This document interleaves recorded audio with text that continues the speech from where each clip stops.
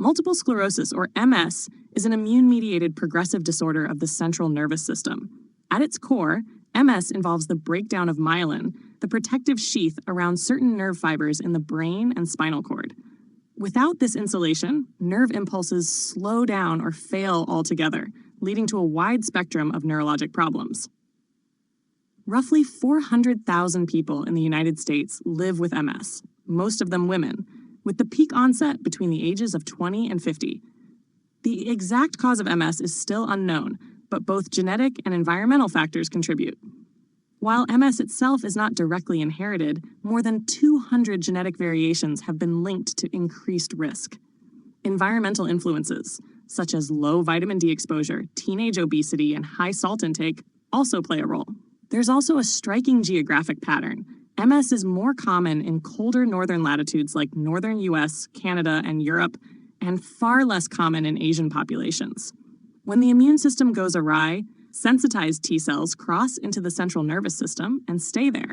Instead of leaving, they trigger inflammation that damages myelin and the cells that produce it. This disruption scatters plaques throughout the CNS, particularly the optic nerves, brainstem, cerebellum, cerebrum, and spinal cord. Over time, axons themselves may degenerate, leading to permanent, irreversible damage. The clinical course of MS varies. Some people have mild disease with minimal disability, while others face a relentless progression. About 85% present with relapsing remitting MS, or RRMS. Here, flare-ups are followed by recovery, though residual deficits can accumulate over time. Many with RRMS eventually transition to secondary progressive MS, where symptoms steadily worsen, with or without relapses. A smaller group, about 15%, develop primary progressive MS, which brings a gradual decline from the start. The least common is progressive relapsing MS, with continuous progression but intermittent relapses layered on top. Symptoms depend on where lesions develop.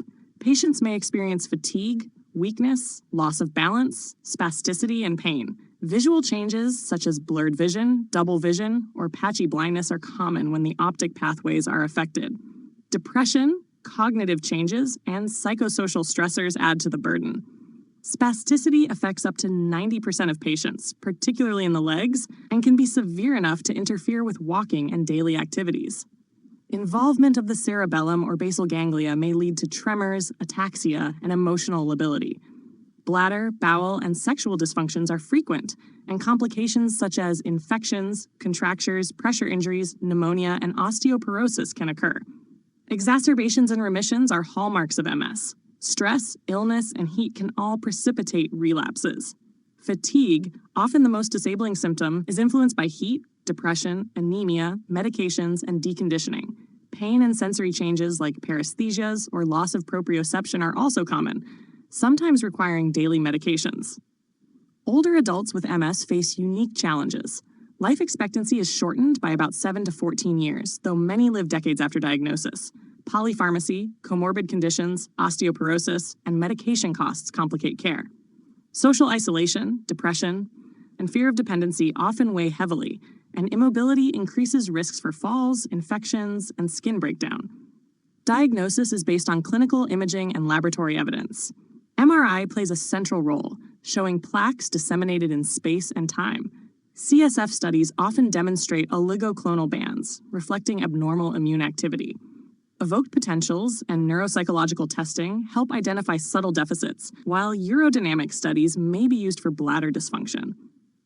There is no cure for MS, but treatment aims to delay progression, manage chronic symptoms, and control acute exacerbations.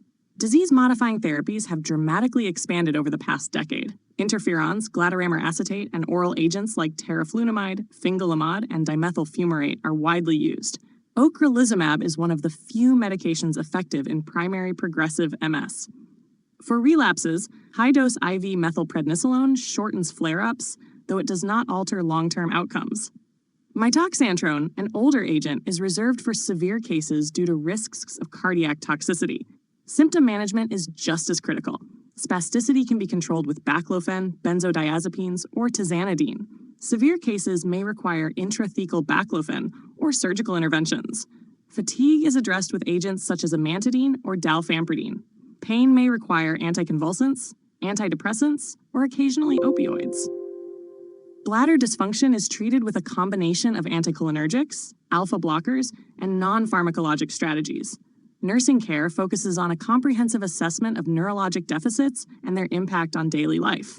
Safety is a constant concern, especially fall prevention in patients with motor and sensory impairments. Mobility is supported through exercise, assistive devices, and spasticity management. Fatigue management includes balancing activity and rest, avoiding overheating, and promoting good sleep hygiene. Nutrition and weight control are emphasized, with family support often critical in meal planning and preparation. Coping and psychosocial support are vital. Patients and families face uncertainty, role changes, and emotional stress.